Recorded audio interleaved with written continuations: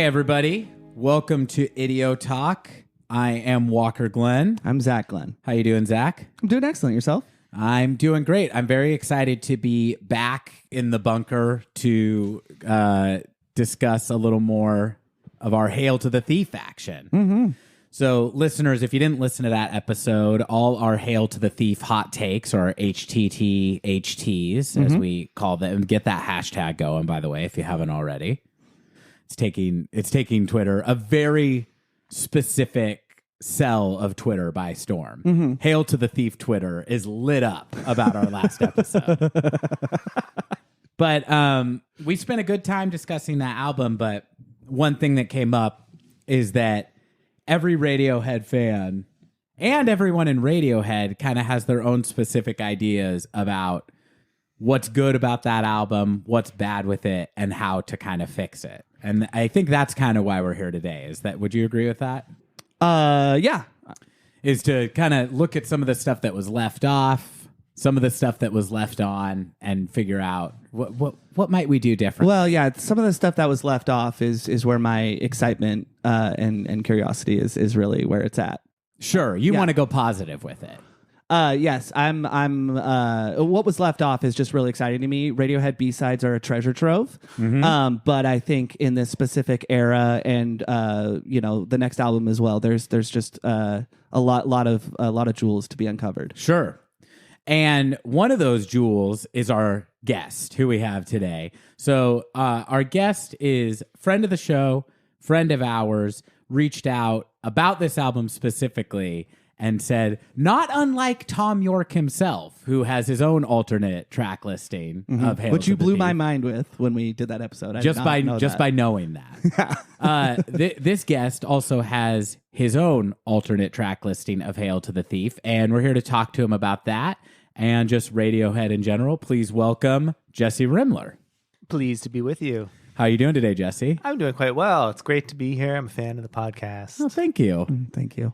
The podcast is a fan of you. Wow. Yeah. It goes both ways. Mutual Admiration Society. We rate and reviewed Jesse. And we gave him 4.5 scores. He's human. Yeah, He's good. Yeah. Doesn't come out. Okay, human. Did you know that one of Weezer's Yes. shitty new albums is called Okay Human? Their best reviewed album in years. I actually was going to, what about a Weezer podcast for you guys next? Because it could be interesting. Like, like one of those things where you watch a terrible movie over and over again, And you start to find things to love? Yeah. I could see that. So this is not a funny answer, but my buddy, who also might be listening, very funny friend Eric Krasner and I actually recorded a pilot for a Weezer Holy podcast. crap.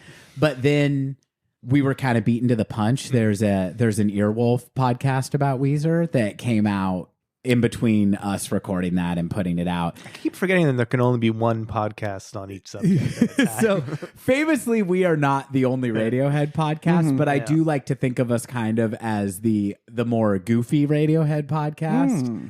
And I mean, and also, well, you seem to be, please. No. I was just, that's all. Keep going.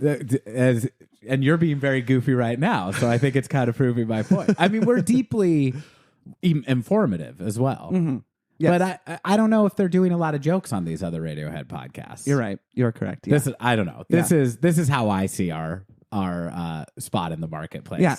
But I felt like two kind of goofy, like comedy adjacent or comedy people doing a Weezer podcast. It seemed like we kind of got beat to it. But What is the Weezer podcast? It's on Earwolf, and what is the name? I'm not going to plug them. No. No, I think it's called What's With These Homies Dissing My Band. Okay. Our podcast was called what the heck was it called? Wheezing About Weezer. Oh, Okay. I like Just that. better. I like that better. Yeah, it has the band name in the title. Yeah, I don't know. I'll ask Eric. Maybe we can drop our unreleased pilot into our Idio Talk feed at that's a some good point idea. or something. Yeah.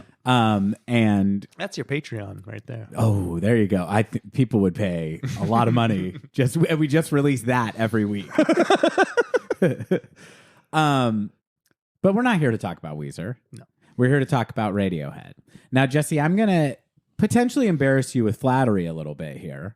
But in our first, I believe, episode, your name came up quite a few times because I credit you as somebody who really expanded my knowledge of cool music about a lot of bands, but about Radiohead specifically. And I seem to kind of remember the time that we were becoming good friends was around the release of In Rainbows. Yeah, that sounds right. And then Zach very kindly has kind of credited me with doing the same thing for him, getting him more into Radiohead and getting him into other music. Now, I see this kind of as, I am Zach's older brother. I see this kind of as an older brother role, right? To expose a younger sibling to new music. You did this for me. Yeah. Would you believe that this makes you Zach's grandbrother? I will say that you saying this makes me think, God, I was probably such an obnoxious person. Not at all. You gotta listen to this kind of thing. Oh, God. And not that you were that to Zach, but maybe you were. I very well could have there been. you go. So But the very likely that I was that to you. I definitely don't feel that way. Oh, What I remember is that we had a shared love of Bob Dylan, the Beatles, Elliott Smith, some Radiohead for me, but not too deep in. And you made very good, hey, if you like that, you might like this. Oh, that's good. Yeah. That's very nice to It hear. was the missing jigsaw puzzle piece that needed to fall into place. There you go. Yeah. I remember those being really fun times, though. They were really listening to a lot of music together. Yeah, and you were in a band that practiced at my house. You guys did a incredibly good cover of 15 Step. Oh, yeah. Wow, no kidding. That's amazing. But let me put all this in the form of a question. Yes. Do you like Radiohead? That is a really complicated answer, I feel. I mean, the answer is yes, I'd love to obviously. hear it. But I would say that I've had my ups and downs with the band. I think there's like a period where they were like the band for me. Like I would listen to every single B-side, and I think I probably have now, listen to everything they've put out. I would go on like there used to be all these sites that I would check on my like daily, you go through them. Like there was one called, I think it was called Green Plastic, and there was one called At Ease Web. There were like 4 or 5 of those that I would check, and there would be like the Radiohead official website, which was like a bunch of bad poetry, or not bad, but it was like weird images and scanned in like scribbles and stuff that you could click through. Probably a lot of weird Stanley Donwood stuff. Which I like, but I mean it was like purposefully alienating website, and I would like scour that, and there'd be like lyrics from a song that hadn't come out yet, and of course I was like getting QuickTime videos of like a live show, whatever it is. I was obsessive about it. And then what period in the band's career would you most strongly identify your fandom with? Yeah, I would say it's post OK Computer. So like I learned about them after OK Computer had come out. I must have heard Creep, but I have no memory of that. Okay. But it was post OK Computer, and then it was basically the most intense period would probably be the lead up to Kid A, like waiting for that to come out. Okay. There was like the Ed's Diary, which I was reading as much, every day, checking. And like then they were doing live shows, and they would play some of the songs before the album came out. So like and then of course I think Kid A may have leaked. There's like a Napster period. That was Hail to the Thief. I think Kid A may have leaked as well. Okay. But I can't be, I'm not sure. It's all, I know. Time-wise, that would make sense. Yeah. It leaked for Jesse. Yeah. No, yeah. I might be wrong. But I remember at least getting stuff. It probably was the live versions actually, before the album came out. But that was my obsessive period. And then I can go through the whole thing, but I will say there's a later period where I think like I met a whole bunch of new people in my life by where I was working, and they were into different kinds of music. And that crowd, I'll say in a general sense, was not Radiohead friendly, which who cares? But at the time, I think it was psychologically difficult for me to sort of like reevaluate, like, all the things that I thought were amazing, other people have different opinions. How can that be? And then I think there was a bit of a dip, which coincided with Hail to the Thief and maybe some of the other stuff that came out, where I was, maybe I don't like them. I mean, not really, but like, like kind of being slightly embarrassed. of like my early enthusiasms, and that kind of waxed and waned for a while.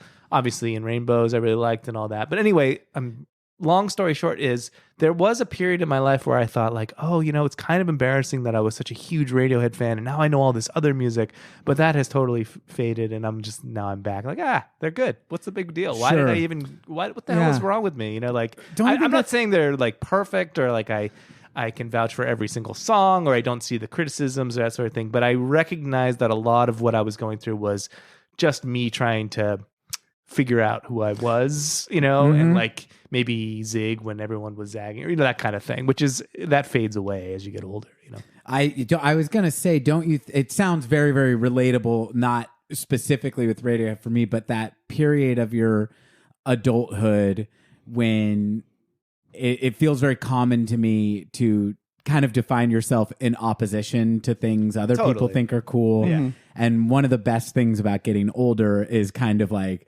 having enough of a sense of self that the things you like, whether they are kind of incredibly high quality or kind of fluff, it's not a reflection of you as a human being. Yeah. And you can just like what you like. You like what you like. But simultaneously, I think the thing for me is to being open to other people having different opinions, which took a long, still, like I think it's, there's something about taste when I was younger that there was a right and a wrong. And I was like personally offended by, by other people's opinions and taste, and that has just gone. I mean, it comes up every now and then, but just to relax that muscle a bit, which is nice. But for Radiohead now, I will say that they're a comfort for me, and anything that you spend that much time with when you're younger, there's there's a pleasure there, because I mean, I think of a similar thing for me. I'm trying to think of like cringiness is when I was maybe a little younger than that, getting into Pink Floyd, and like I remember like playing for my dad like Animals, like that album, and just like, don't you get how profound this is? And part of me just cringes at that, but part of me now has come around to being like, I guess I really needed that for whatever reason. I needed this very bleak, very humorless stuff, and I don't know why I needed it. I don't go back to it as much as I do some of the stuff we're talking about today, but yeah, it's just like a little sympathy for the young kind of I don't know,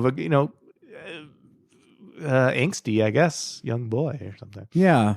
Zach, you look like you have. Oh no, I think this is interesting because I've had that experience, I would say, with lesser bands than Radiohead, and this is all subjective. I don't mean to be highfalutin about basically everything you just said. I think was very humble, but I'm wondering if, the period where you may have fell out with Radiohead just a little bit in terms of like them being, the band, was that because you went deeper on like some of Radiohead's influences? Like we were talking about before we started recording, like say some of the jazz stuff, like Mingus, like your Jesse, your breadth of knowledge about music and lots of genres has always been very impressive to me. So I'm curious if it was not because you got into like the Velvet Underground, is that the band, or some other band that was really big in the 70s, but because you went deep on, say, like lesser known acts. Is that maybe it? I don't know. And it's hard to say in the chronology, but I would say that the biggest thing was meeting people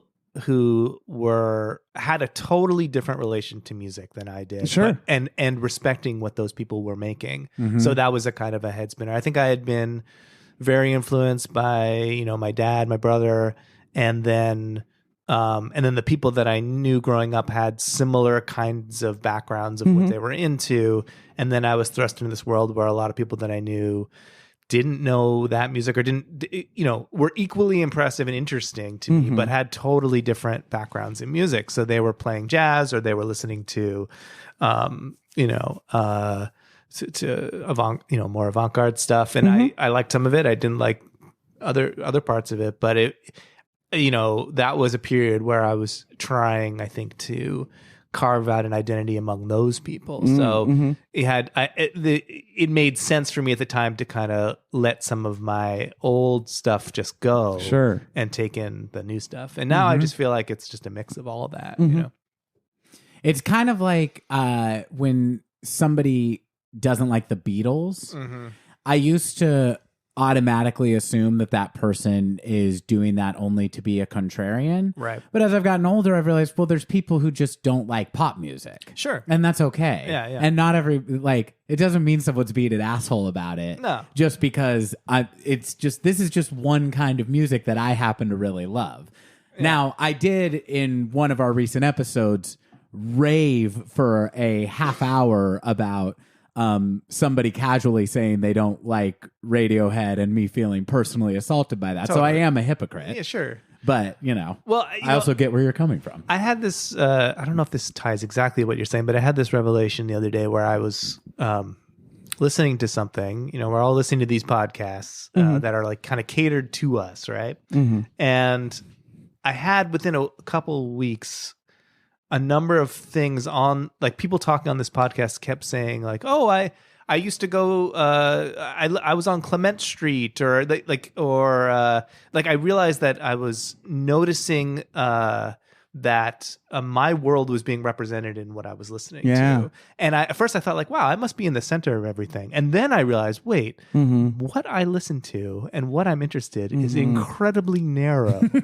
And even though a lot of the comedians or musicians, that sort of thing, have intersected with my world, that's actually telling me that I don't know what's going on with most of the world. And, and that's okay. But it was a little bit of a like shake up of like, maybe I should start listening to other things and like maybe broaden again. Like, I kind of feel like there's a natural narrowing that happens unless you shake yourself up a little bit every once in a while. Mm-hmm. Very well said, man. That's I keep excusing myself for that because we're doing a Radiohead podcast, and so it has been, not literally every day only Radiohead, but it has been more extreme than ever, which is funny because I don't even know that I need to listen to the albums as many times as I have preparing for the episodes, but not that I'm looking forward to when this project concludes or anything like that.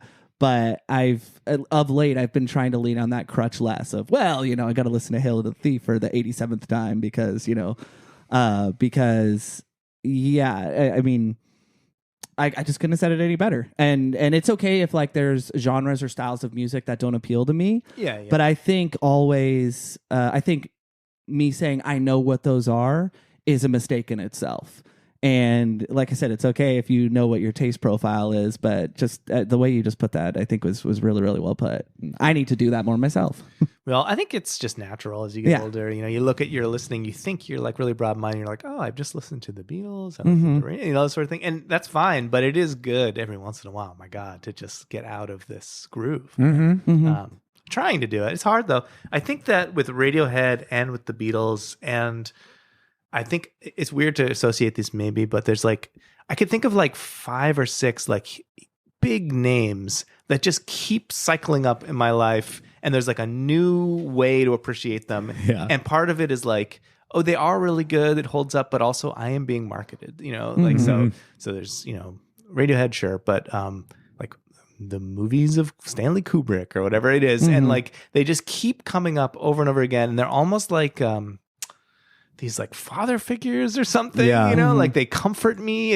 I don't know. It's they're like, there's a comfort to them that goes beyond the actual art itself.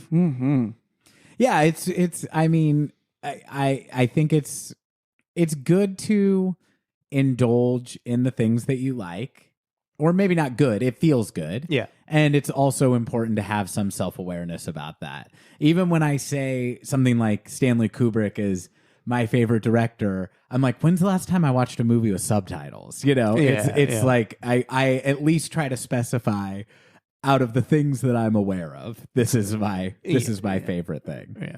And yet we are not here to broaden our horizons. We are here to talk about radio. That's true. So, okay, it's good to get a sense of your background and your connection to the band. Let me ask you this. How do you feel generally about the record Hail to the Thief? I was very disappointed when it came out. Okay. It was like, because Kid A, Amnesiac, that was like my era. I saw them at the Shoreline, knew all the B-sides, all that sort of thing. I think I was probably more, I was also in college, so I was out of the house on my, not on my own, but like out of the suburbs. And yeah, it was sort of like, this is my band. I can't wait for their new thing. I'm reading all the message boards, all that kind of thing. And then it comes out, and I remember being pretty disappointed in it. Jesse, I'm sorry. Can I interject a question? Yeah. When you saw them at Shoreline, did they happen to open with National Anthem and close with Motion Picture Soundtrack? Probably. Because former guest of the show, Aaron Ross, I saw listened to them. that one. Okay, yeah. Yeah, so we were I'm at the just same. Yeah. Okay. We only get guests who are at that show. Can I tell you my actual memory of that show? Please.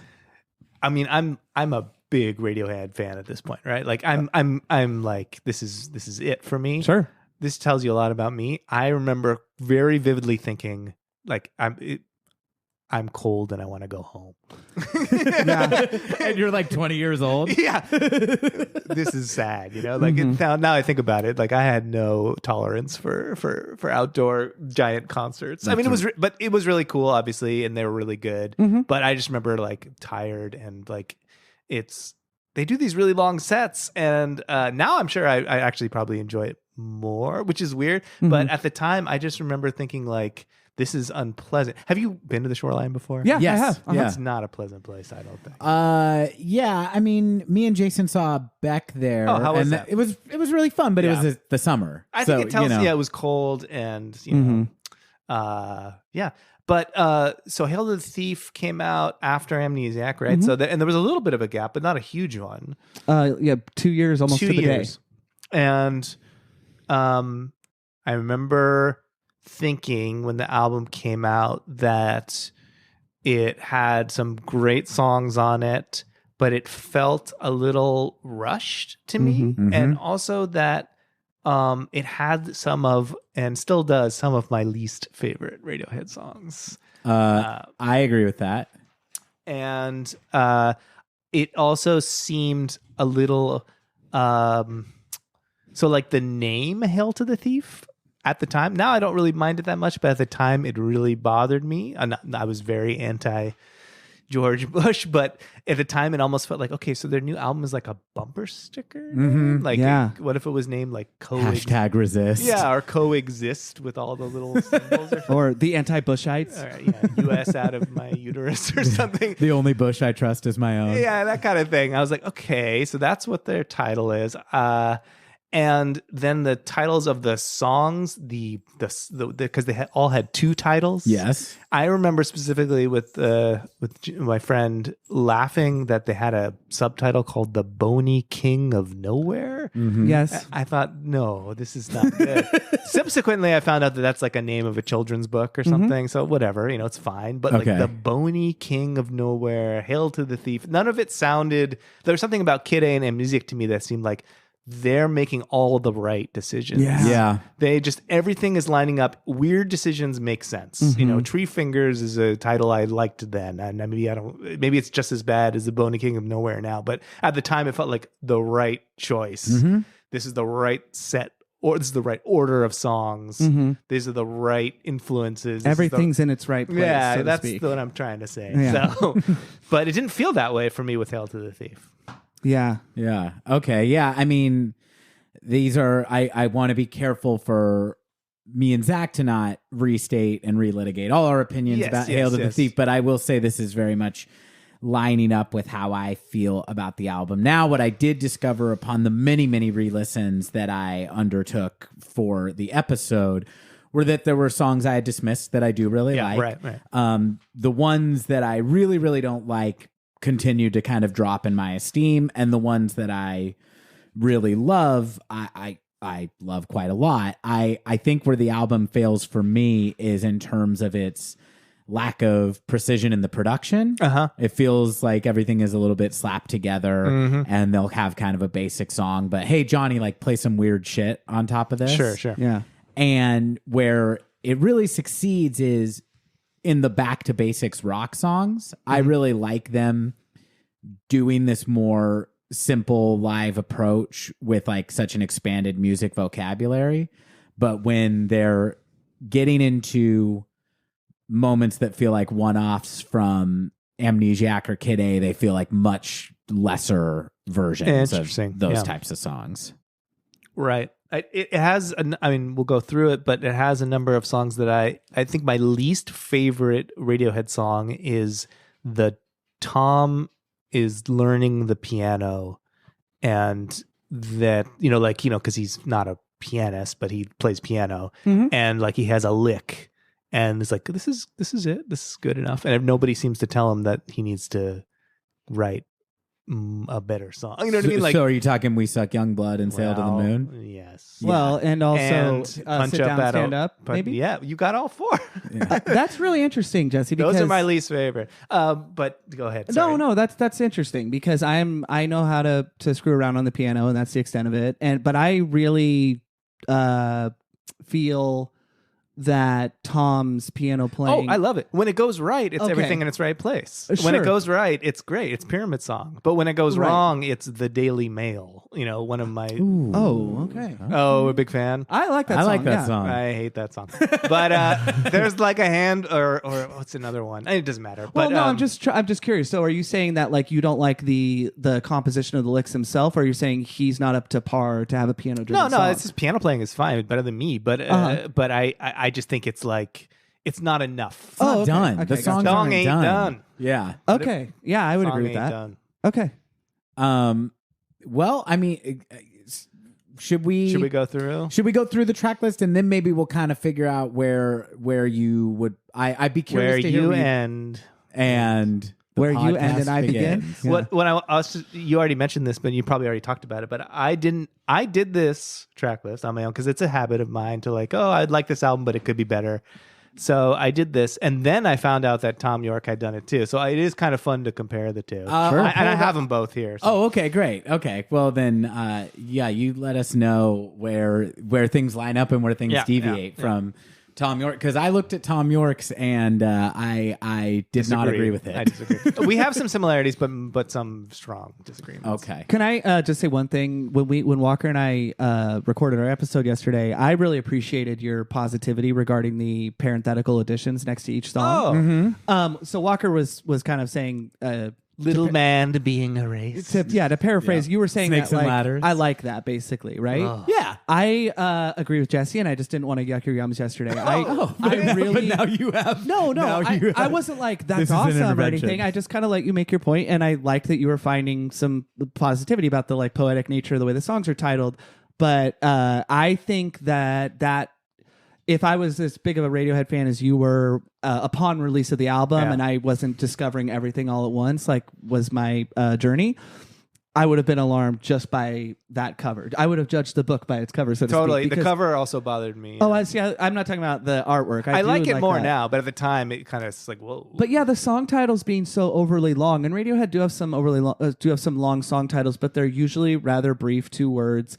And I just think it's a little bit overindulgent, as this album can be at times. I just wanted to add that agreement on. I to further what you said, and this is more about me than them, but I always have had the sense with Tom York that he's not actually sitting on a fountain of great poetry. No. And he reuses a lot of stuff. And I like his lyrics often. Sometimes I do, some more than others, but like I always think like he's gonna use dinosaurs or was it dinosaurs or What are we walking referencing? the earth? He uses that phrase Oh, both yeah, on Kid A and he's going to reuse this. So I'm almost like, don't burn your titles, man. You know, you got to hold on to Little Man Being Erased for your 14th solo album. Totally. And that's one of the things that we've That is praised. the most Tom York-y It's so phrase I've Tom ever York. heard. Little Man Being Erased is like the Tom York lyric, Yeah, like throughout the show, we've talked about how it's really cool that the band and probably Nigel in this too, like they know their strengths so well, and I think most folks, that's not true. A lot of famous artists have overwritten their songs. Roger Waters, Billy Corgan, people that I think have strengths as lyricists and as poets. Whereas Tom York, what's so cool, similar to David Byrne or Jeff Tweedy, like. It is rather short, and the song can be 6.5 minutes long. It does not then mean that there's 37 lines. Exactly. And I do feel like on Hail to the Thief, and we'll get into it. I don't want to drag this out, but that is maybe not a strength they're leaning into as much. I'd agree. Well, this is the first album to me where they sound like a band that doesn't hear no anymore. And, it just does. Obviously, there's an insane amount of talent in this band, but it just really, really speaks to this idea that like some constraints are good. And this is where I think like Nigel being in the room must be a really key component to the taste level that we hear on Amnesiac and Kid A, because I told Zach I was getting so upset with this album in the listens up to recording the episode that I kind of started lashing out and looking for people in the Radiohead camp to blame. Like, whose fault is this? And I kind of landed on Nigel because I'm like, he sounds really asleep at the wheel. But then when I dug into it a little more, all of the members of the band have kind of, as they have come back and said that they feel that there's problems with this album, the thing that seems to come up is we didn't want to listen to Nigel, and he didn't really have a voice in these sessions. I didn't know that. Well, we can still blame Nigel, but I blame the absence of Nigel because they recorded so much of it in Hollywood where he was not present for a large part of those recordings. This is one of those silence is violence type of scenarios. Exactly. Yeah. It was worse to not say anything. The real villains, though, are Ed and Phil for apparently being the people who did the final track. Yeah, they did sequence it.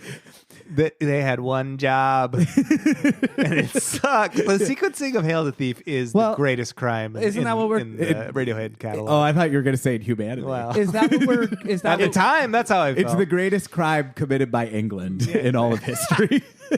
Yes. Is that... We're getting into an alternate track listing. Is it alternate sequencing as well? Because okay, all right. And I guess we'll find out, but do you include things that are not on the... Okay, so I did at the first take, and I decided not to because it really... Oh, okay. I don't think... I'm very curious to hear Zach's opinions on the B-sides. I went back and listened to them. I had strong feelings, strangely, about Paper Bag Writer. I don't think it's good enough to be on the album, though. Okay, well, then we probably will cover a couple B-sides because there is at least one that is I'd like to hear. I may have forgotten one, and we can add it in. Okay, well, fair enough. Should we get into... And we... Yeah, let's do it. So this is... Do you have a, name for this mix? This album... The album would be retitled There. That's the album. Love it. Like that. And the first song would be There. Okay. Wow. Now, I think this is where your track listing has something in common with Tom's. It's the same. And I did it without knowing. I'm so glad I did not know about that. And so this is all news to me.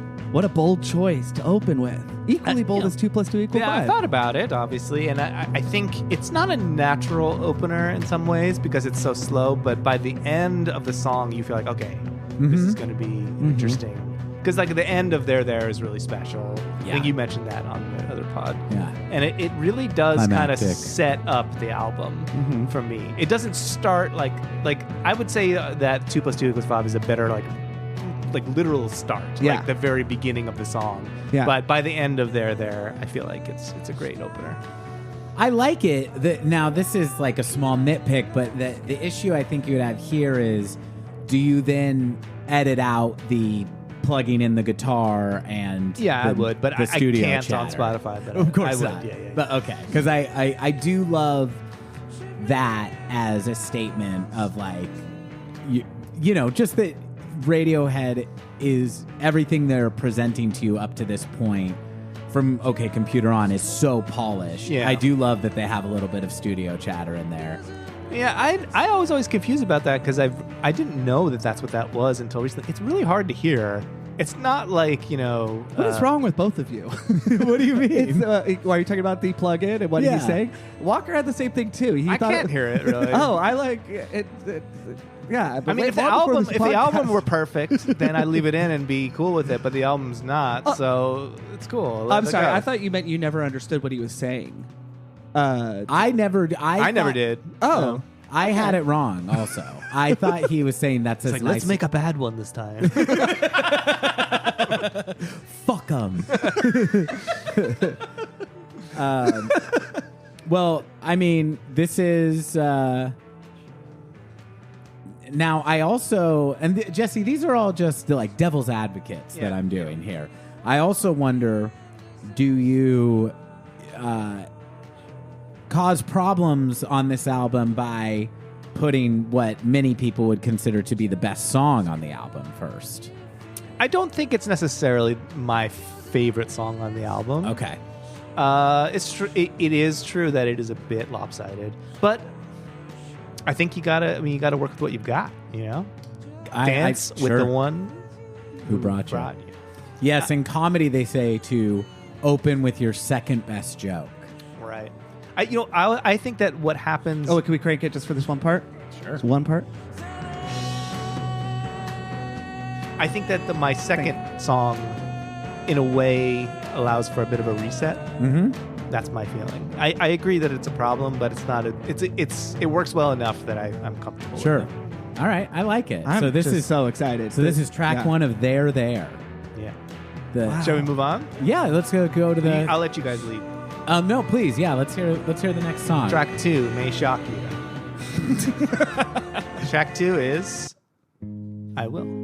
Okay. So we're keeping things relatively similar because in the regular sequence, this is the song after. It is the song after, but it's not song 2. No, not at all. I'm just saying I like that, even though we oh, that's right. It is after. Yeah. That wasn't my boldest choice. And but having it song 2, I feel like is a way of sort of resetting. Well, what's cool, Jesse, is that 2 + 2 = 5, and they're there. And I would maybe put this song somehow tied with the 2 spot. But those are my 2 favorite tracks on the album. And so Sit Down, Stand Up is a jarring reset, right? Yes. And this is too, but in the most positive sense. Such a better song. Such a better Such song. a better song. And it maintains the tone that is set in the last post 2 minutes 55 seconds, and they're there, where that dark tone, not the tempo or anything like that, but just that dark, sad, minor mindset. And I think that's right. I feel like I've come to really appreciate this song on this re-listen, and I always liked it, but I always had the baggage of it being the flip song for spinning plates, and hearing about that. I guess I knew that before. I can't remember, but thinking I was such a big spinning plates fan that this was maybe a little bit underwhelming. Now I think it's one of their very best songs. Yeah, it's wonderful. It's incredible. Perfect. It's so concise. They're not a band that I think of for harmony singing. Not that that Tom can't harmonize with himself, but this song, when the harmonies come in, is really great. This album has quite a bit of that too, even in songs that I would venture to guess we all are not huge fans of. Sail to the Moon, We Suck Young Blood. There's some really, really cool. Tom's in his head resonance a lot on this album, and like you said, there's not a ton of vocal harmonies, but man, that song's great. Oh my god. All right. Yeah. Okay. Would you pause it real quick, Jess? So I gotta say, so far, I love the album There, and I love it more than Hail to the Thief so far, because at this point in Hail to the Thief, they're already messing with me with that Sit Down, Stand Up, which is a song that did grow on me as I listened over and over, but I contend that should be the floor of the bottom point of quality on a Radiohead album, and right. I do not feel it is. I agree. Sit Down, Stand Up, not to repeat myself, but what I was saying earlier about, it's not even so much the piano on that or whatever. Sit Down, Stand Up is, for me, one of their worst songs because there is a feeling of importance to it. Even with the period in the title, and I have a memory of hearing they only played it live a couple times. I remember, and I wonder if I'm right on this, that before the song is played, Tom says, "Everyone be very quiet. This is very difficult," or something like that. Yes. Have you heard this? Yes. I mean, I can't correlate to that quote exactly, but the last time they played it was 2004. So on the tour of this album. And this was give me a break. Per radio. Everyone be quiet. This is difficult. No, that is so uncharacteristic of them, because no shit. Idiotech is probably, but yeah, Radiohead songs are hard, dude. But whatever. Who cares? Play the song, number one, and number two. Like they're doing something they're solving some problem. They couldn't get it right though. That's why they never played it again. So I guess, but the song isn't that good. Like, it's okay. I mean, it doesn't really. Okay, the end is awful to me. Like the sound of that thing, and then the raindrops and the raindrops. To me, that is like faux meaning. Faux profundity to me, which is weird to say because I am cool with. I can go a long way with him saying like "little baby's eyes" at the end or whatever. But there's something about that where it's like. They go like, and it's the best thing about the band is that they actually go for it. They like don't limit themselves. But when I feel like when it's not tuned quite right, they land into something that makes me roll my eyes a little bit. A little cringy for you. A little cringy. But very rarely. I mean, it's amazing how rarely that happens. Like I think they have a pretty high success rate of not cringing on me. And most things grow, but that song just never has. I mean, one thing that I found upon listening of this album, because I don't like the ending of Sit Down, Stand Up either, because I do find the piano part to be like good, not great. Yeah, it's okay. It's really repetitive. Radiohead has really repetitive songs that I love.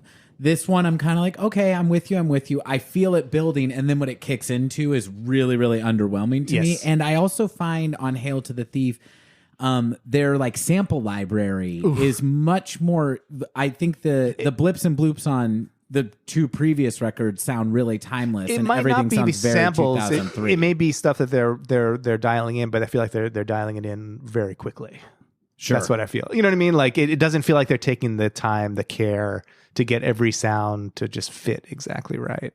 And that kind of ray gun sound or whatever at the end of Sit Down, Stand Up just like sticks out like a sore thumb. It does. It sounds almost like if Radiohead came out with an album in 2022 and they have like air horn sound effects or something, you'd be like, huh, this isn't. Yeah, it sounds like kind of Euro pop or something. I don't know. I don't know. It's weird.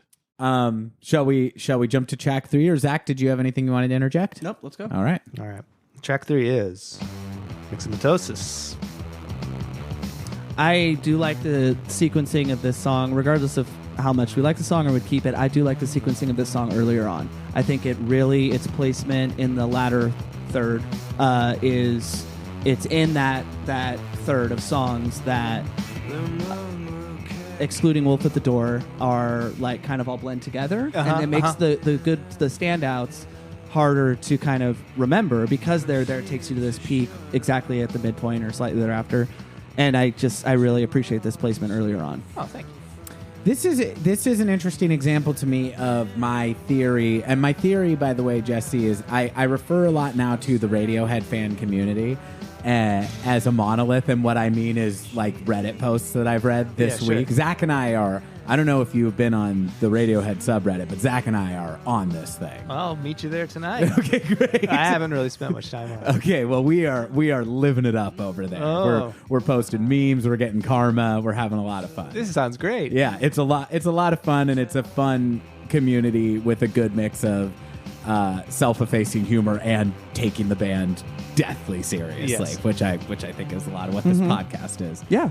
Now, my thing about this album is no Radiohead fan has the same opinion about Hail to the Thief. Everyone feels very strongly about what are the highs and lows of this album. Yes.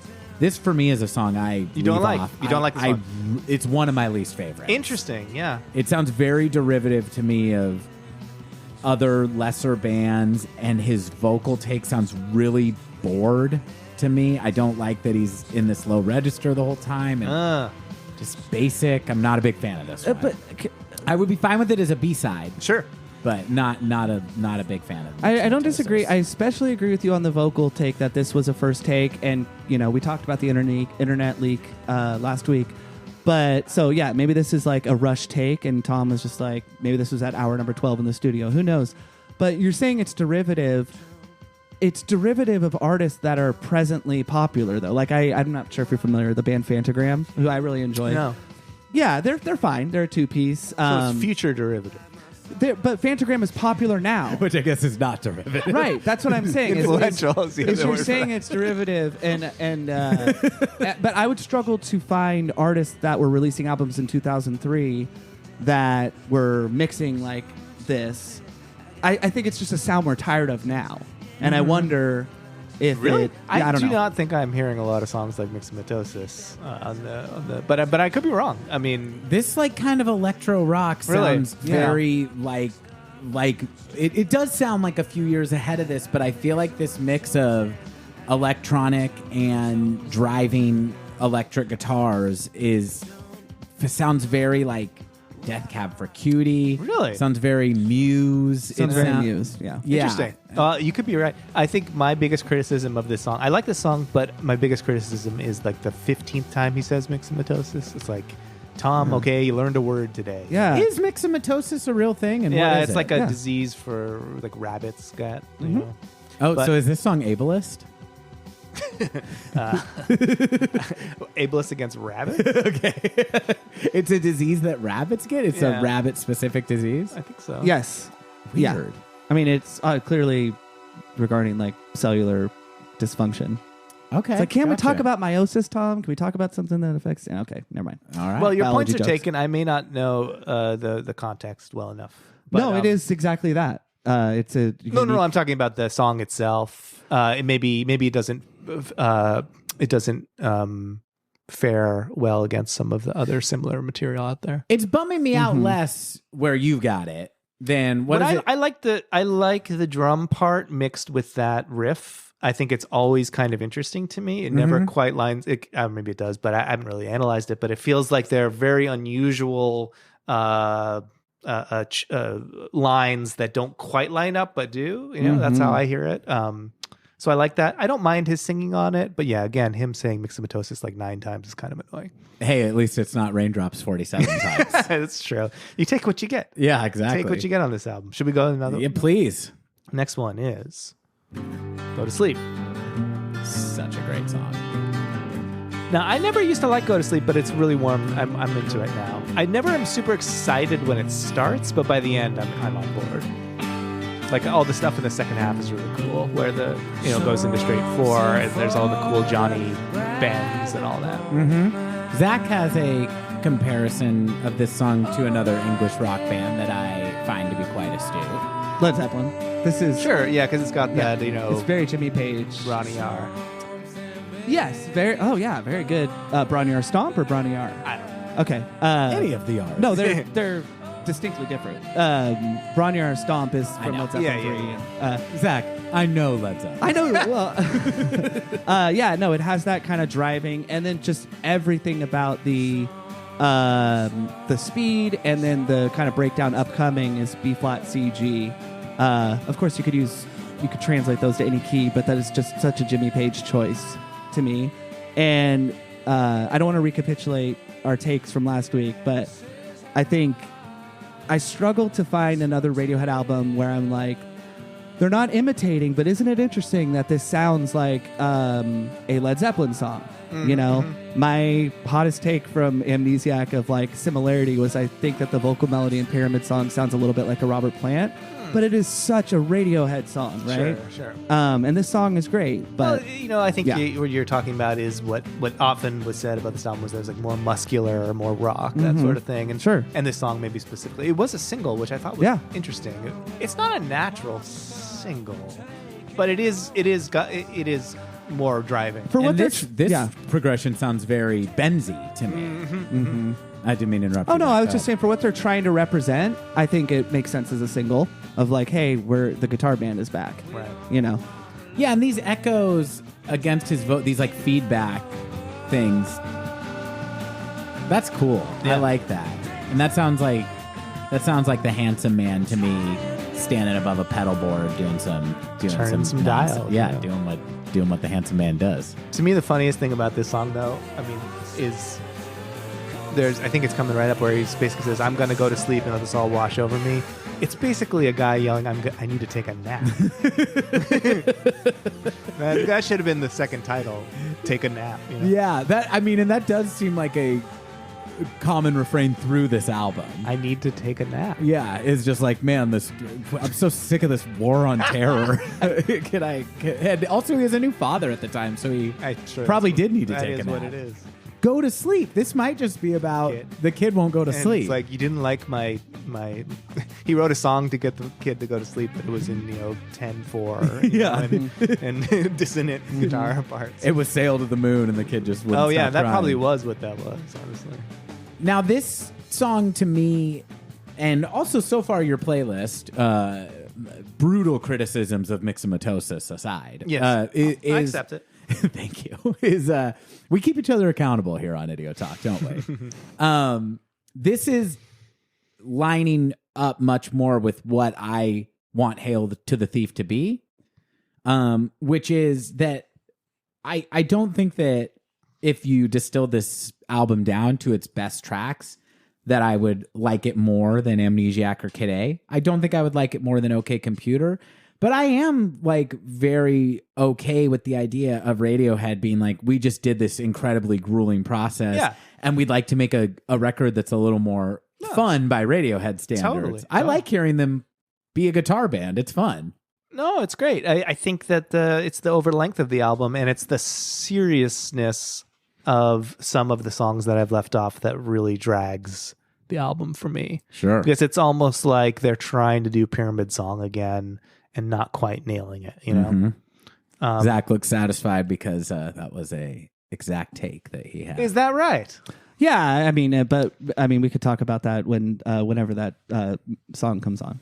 Okay. And also, listeners will have heard my hot take, and this is Jesse's episode, not mine. So, the next song is Backdrifts.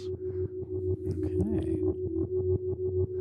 Why don't you talk about this song? How do you feel about it? I actually quite liked this song when it came out. I know it's slight. It feels like a B-side. Mm-hmm. It is probably one of the weaker songs on the album. It is an unusually major key. Mm-hmm. If you play it, I remember when it came out, playing along, and it's, you could play it at a, at a campfire, it's a 1-4-5 kind of song. Mm-hmm. There's nothing wrong with it. I like it. I like the singing on it quite a bit. I do too. I love some of his vocal choices on it, and it just feels like totally fine in the middle of the album place to sit for a while. No, that's when I couldn't have said it better. I really like, because I don't know if we'll listen to the whole song, but I love the part upcoming pre-chorus. Yes, absolutely. And I was telling Walker, this whole album vocally does feel like a more confident Tom, and a confidence which I suspect may have been gained from touring the Kid A and Amnesia, because you watch the live footage. You were there, but you watch the live footage from those albums, and I really, really see a confidence increase in Tom. Yeah. And I do feel like he's riffing a little bit more vocally on this album. Yes. Which may have to do with the fact that it was recorded so quickly, but I feel like that pre-chorus is something that we'll see a little bit more of in Rainbows, but with maybe a more fully realized version of the songs. He sounds more relaxed. Yeah. In general, I'd say. Which is, I don't think the impression that people have when it came out. I think because of the title. Sure. And because of some of the song lyrics. But if listening back now, it does feel like a bit of a turning point for his singing. Can I just say one other thing about the song? So the parenthetical of this song is Honeymoon is Over. So it's obviously talking about... Jesse just rolled his eyes, listeners. Well, it's always so difficult to pin down word painting because it's, you can't ask the artist, and, it could be just a good guess.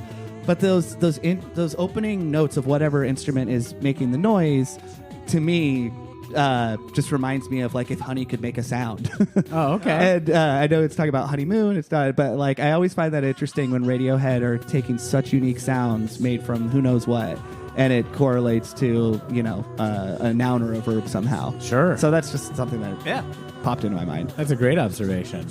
Now, I think I went pretty hard on this song when we did our episode about it, but I don't mind this song. It's fine. It sounds like The Eraser to me, and I like The Eraser a lot. I kind of wish it was on a Tom solo album more than a Radiohead It sounds album. a lot like, I don't think there's too many other people playing on this song.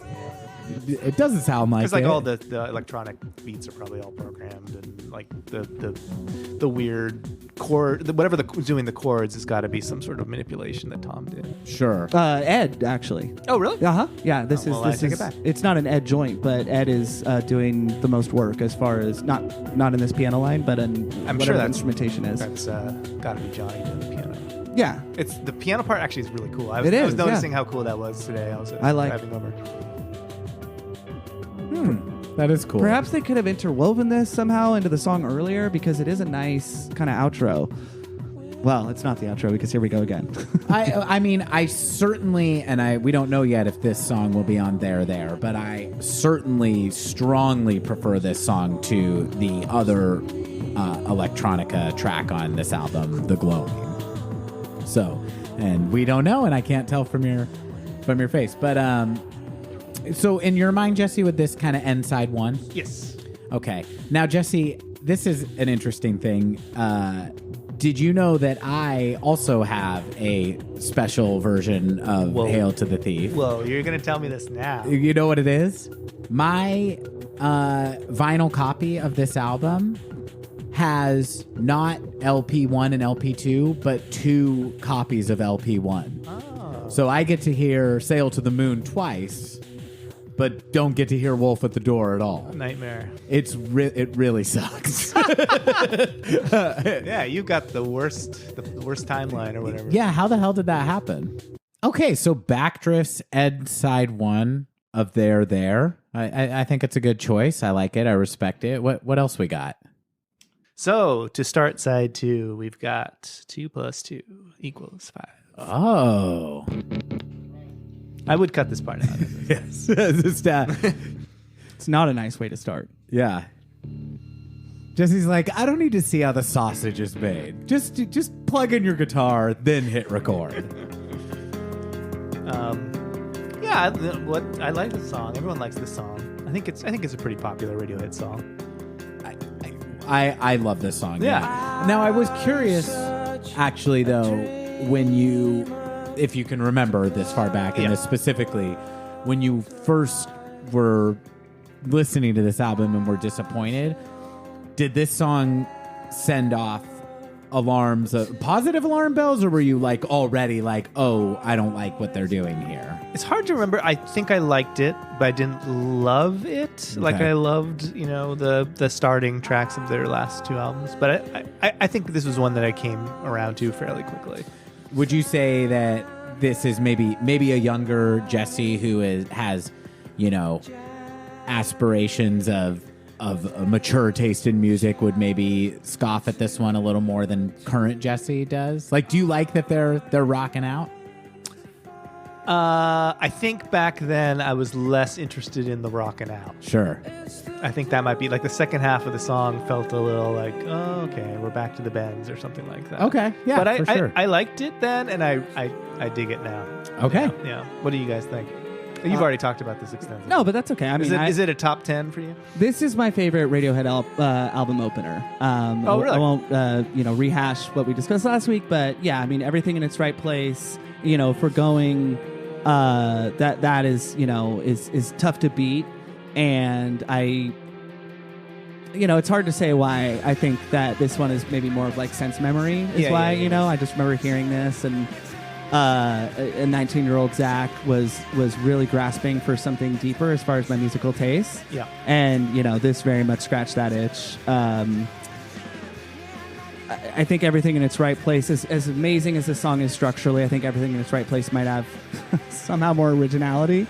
Setting aside the fact this is taken from George Orwell's, 1984, but That might have bothered me a little bit Yeah. at the time too. Felt a little on the nose. sure, I could get that. I do find it interesting about George Orwell that bands are just like so comfortable lifting from him so directly. Especially in this era. Well, I mean, Bad sure- Religion, with The Empire Strikes First, they have Oh, George okay. Orwell all See, over it. So there's an example that I didn't even know. I was thinking of obviously the aforementioned Animals. Right.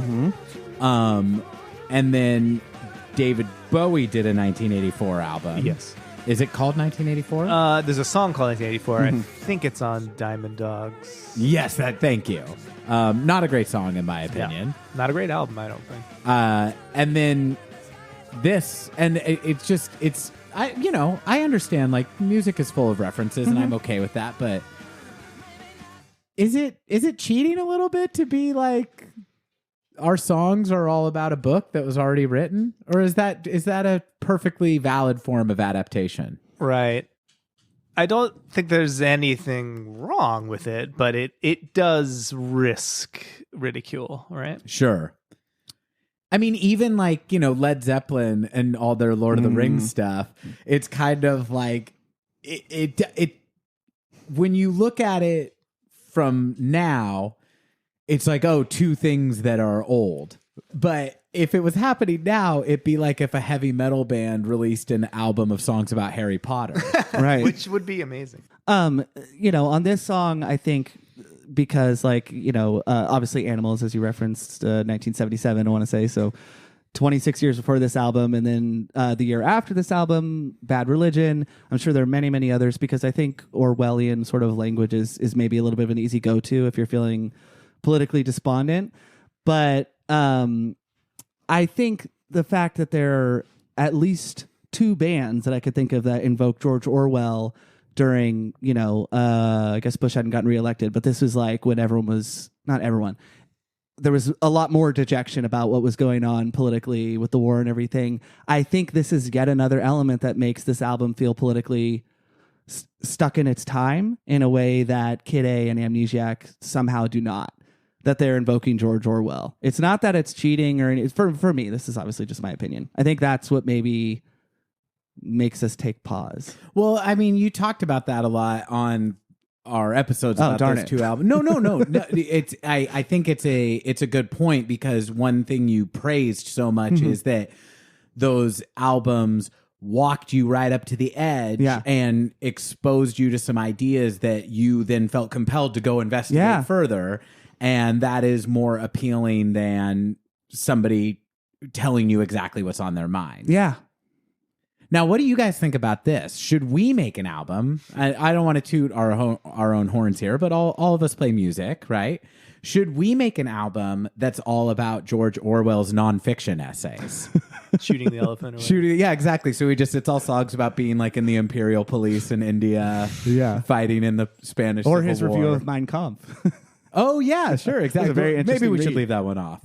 That's a bonus track. Why don't you guys make that? Jesse, I really think you should be there. He wasn't a fan of it, but I think we don't want to. 2 stars. What do we got next? Well, I think this is going to be controversial from what we've talked about earlier. Next We're up. about to go gloaming. We're gloaming it up. So tell me about your hatred of... Oh, should I go first? I like please. the gloaming quite a bit, and I think Tom York really likes the gloaming. He always brings it up, and he always brings it up at parties. Yeah. Can we listen to the gloaming? Big fan of the gloaming, isn't it? But I like it. I sometimes don't want to hear all the gobbledygook. It can be a little annoying, I suppose. I don't mind it, but I think the melody is cool. There's a melody to this song? It's no surprise that Tom York loves this song, because it's taken from a future studio album of his, The Eraser. This is not a Radiohead song to me. I'm being cheeky, but you're saying this is just an Eraser. It's this similar to just feels Backdrift, so right? Tom York. But that's okay. I mean, it's sort of like on all almost all their albums. There's at least one where it's just Tom. Totally. Faust Arp. True. I just feel like it's okay to take a break and just hang out with Tom for a while. Yeah, yes, for absolutely. sure. I definitely don't. I don't mind. I mean, we were singing the praises of "I Will." Yeah, there's some more lo-fi B-sides to just about every album. I was telling Zach in the last one, my fantasy, and this may be a playlist I should make because this is never going to happen. I would love a Tom York solo album of more like guitar compositions. Because when the B-sides of him on an acoustic guitar for just about every album, I really love. Follow Me Around, Gagging Order on this one. Yes. That's probably the one you guys are thinking of. That is the one. Oh, interesting. Yeah. I spoiled it. I have another one. I don't know if maybe I'm being too hard on this song. To me, it has I really hate that I'm making this criticism because it's levied at Radiohead, and I get very upset about it. I remember hearing you have strong feelings about the whole "you're too serious" kind of It thing. sounds too dreary to me, and their moments that are really sad on other albums are buoyed by just like strangeness or I don't know, just like a liveliness that this doesn't have for me. I get it. I think that may have been what I thought when I first heard it. It's grown on me. I would say that this falls into B-level Radiohead, but Sure. but I like it more than Gag Mortar, I guess I would say. Oh, okay. So I wouldn't swap it out. But I have to re-listen to some of these B-sides. It is interesting. Why does Tom York like this song so much? Because am I right? He's brought it up a number of times. He said the album should have been called The Gloaming. Yeah, I Baby. remember hearing that. Yeah, I think he has. He has it as track 2 in his Exactly. insane track list of Hail to the Thief. Yeah, he likes it. So maybe that's rubbed off on me a little bit. I just want to make Uncle Tom happy. Oh, Uncle Tom. That's not good. Cut that. Okay. Well, it's Uncle Thom. Uncle Tom. Now, can I hit you guys with the first 4 tracks on this? Sure. This is sick and insane how he sequenced this album. he started off with There. Okay. Just like Jesse's album There. And then he's hitting us with The Gloaming. Okay. Then Sail to the Moon. Whew. Then Sit Down, Stand Up. That's crazy. He wants us to go to sleep, which is the song that follows Sit Down, Stand Up. Yeah. It's rough. Okay. I don't get the love for those. And those are sequenced quite early in the actual track list too. Yeah. Sail to the Moon and That's true. I don't get it. What was his opener? I'm so sorry. There. The next 3. The Gloaming, Sail to the Moon, Sit Down, Stand Up. So you got... Yeah, Where I End and You Begin is next. How do you feel about this song? I like this song a lot. I think it's it reminds me quite a bit of Mixomatosis for some reason, in terms of it having like a looping kind of interesting drum part and then the synthy stuff on top. But I like it. I like how it builds. Yeah. I like by the end of the song, I'm really into it. Totally. Now, everyone thinks of the From the Basement in Rainbows, where they're playing that album. But there are several other From the Basement sessions, and this is a song that they play in one of them. And it is so cool to watch. It's a cool live song. It is, because I really hear that build that we were just speaking to as a callback to Greenwood and the Bends and of OK Computer, the way it's such an aggressive riff, but Tom plays it in the From a Basement session, and per our conversation with Brad Osborne, I think it's easy to ascribe every cool, hard driving, complex guitar part to Johnny, but as evident by this song and many others, like Tom can really keep that voice flowing and hammer on the guitar. No, he's a very good guitarist. Yes, absolutely. Very rhythmic and very steady. Yeah. Very, very strong guitar player. I can't believe the stuff he plays while singing in The Smile, too. Sure. Yes. Watch it, it's pretty incredible. Well, there's a lot that is, it's often talked about how they have all these proggy kind of tendencies, which I think might be true, but a lot of it is just because I think York is very comfortable in odd meters. Yeah. He's just very comfortable playing in odd meters. I don't know if that's because he must have worked at it. I don't know if it's because he wanted to, like he was listening to Yes or whatever, that sort of thing. Mm-hmm. I don't think so, though. I think he has like instincts, like rhythmic instincts. And he's worked pretty hard at independence, so he can sing very comfortably over a bunch of different time signatures. Sure. Which is cool, Sometimes I find myself a little bit nervous about that as part of because there is the geek thing. I'm like, ooh, did you know that this song they're playing 7/8 and this thing? And that always bothers me. But it's good when it comes out naturally. Right? Yeah. That's well said. Radiohead, it feels like a lot of their strangest moments, what makes them so cool is that you can be told that and you're like, oh, really? I was tapping my foot the whole time. Right. The thing that is in Brad's book is this concept of like salience, that they give you just enough of what you expect from conventions of pop and classical music while subverting it just enough that it keeps you really listening in a super engaged way. I mean, they care about music, which is a silly thing to say, but it doesn't seem like they care about the rest of it. They just like surprising themselves, you know? So that's a nice thing for a band to be like that for that long, you know? They still are curious about like learning this new composer or learning some new scale or that kind of thing. And whether you like them or not, I just feel like that sets them apart in some way from a lot of bands that are just kind of interested in recreating what they've done or, you know, speaking to their current fan base or whatever.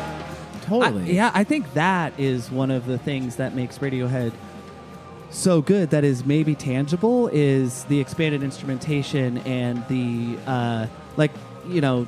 Johnny Greenwood was far ahead, I think, of the other band members in terms of his technical proficiency.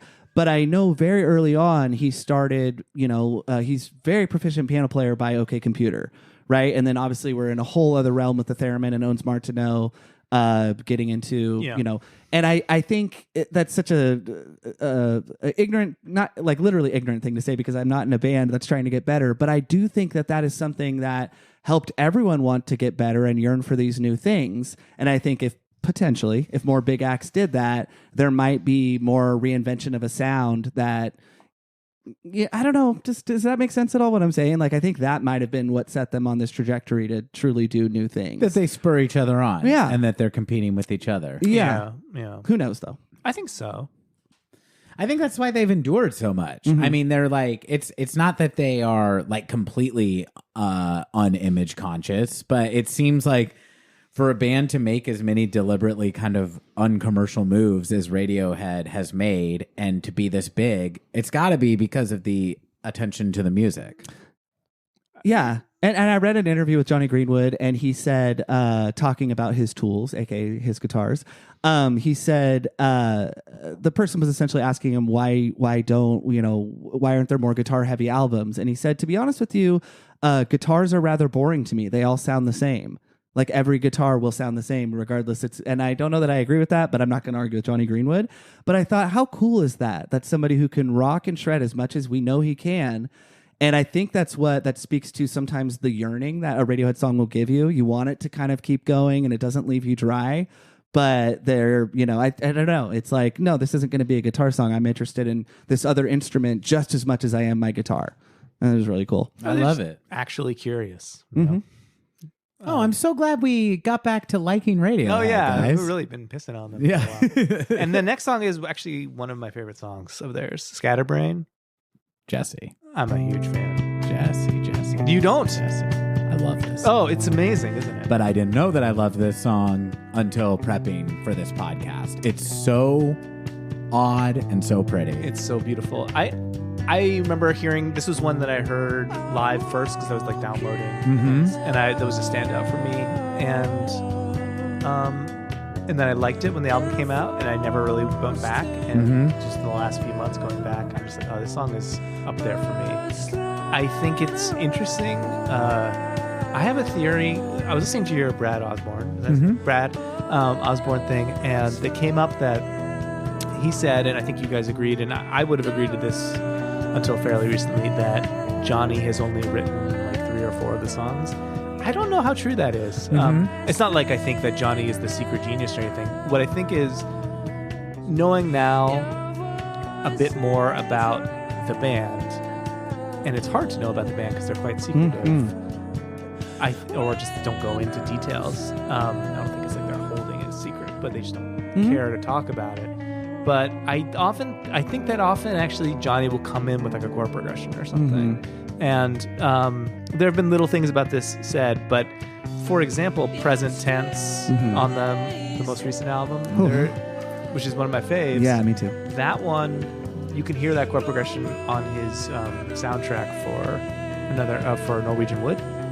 Okay. So I don't know, maybe he heard Tom do it and then used it for a soundtrack. I think it's unlikely. I think it's more like Tom heard that progression. It's like, this could work as a song. Sure. And it's his music. He can do what he wants with it.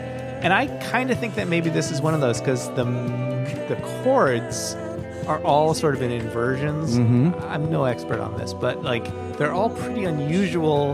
And I don't know of another Tom progression that sounds like it, but I can think of Johnny progressions in like his film work that kind of sound like it. So I'm and guessing, even yeah, like that- this sounds like Wolf at the Door. Like it sounds the most similar to Wolf at the Door than as it does to any other song. I mean, Johnny has said that he doesn't like to sing. He likes the owned Martineau, however you say it, because he can sing with it. And I think that part of it is he probably hums to himself melodies and that sort of thing, or has it in his head. But he kind of, like with the Smile, I think he needs a singer to finish these songs. So, and the last thing I'll say about this theory is that I remember reading about the Smile record, an interview where it was like they started doing that album before Tom was there. Maybe they had already had those songs ready to go, but I get the impression from what he said, and that was when the pandemic happened, he said, I got to get together with Tom and finish off some songs. Right. That sounds to me that it's not just Tom bringing in everything and Johnny like, oh, these chords, okay, I can do something with this. It's much more collaborative. Absolutely. And I think that, and Brad said this, like he has kind of a composerly sense of what it means to like having written a song.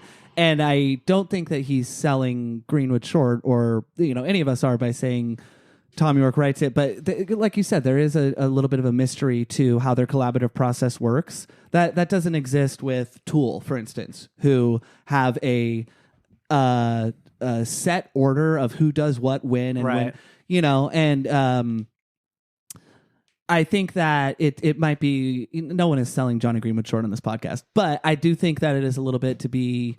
It's acting as if we kind of know how the collaborative process works. And yeah, I mean, maybe Tom has a melody or something like that, but I bet Tom's songs might be a little bit more normal, or maybe just a little bit less interesting without Johnny Greenwood. I mean, we have the evidence from his solo albums, which are not as strong as the Radiohead albums. I mean, they're cool. Yes. I like them quite a bit, but they're not. You can see his tendencies, and you can see Johnny's tendencies in the film scoring. I'll just play the last song just because we all know what it is. It's Wolf at the Door, and that is track 10 of my album. I've cut 4 tracks. Okay. And what's the total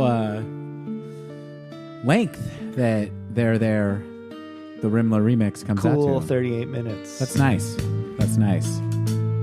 And here's a Johnny song, so we can continue. What Yeah, we saying. got the Neapolitan 6, which speaks to the inversion type odd choices that he makes.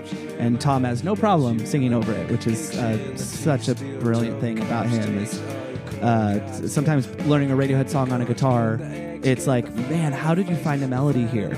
And Paranoid Android, even, I feel that, Yeah, I love that opening melody. It's a high point. I've heard that also that song is 3 different, like multiple songwriters. Oh, yeah. Too. Yeah. So let's talk about what you left off. Okay. So you left off Punch Up at a Wedding, Immediately ejected that. Sail to the Moon, Easy cut. We Suck Young Blood, No thanks. and Sit Down, Stand Up. Adios. I think the only thing that I would quibble with you on is I would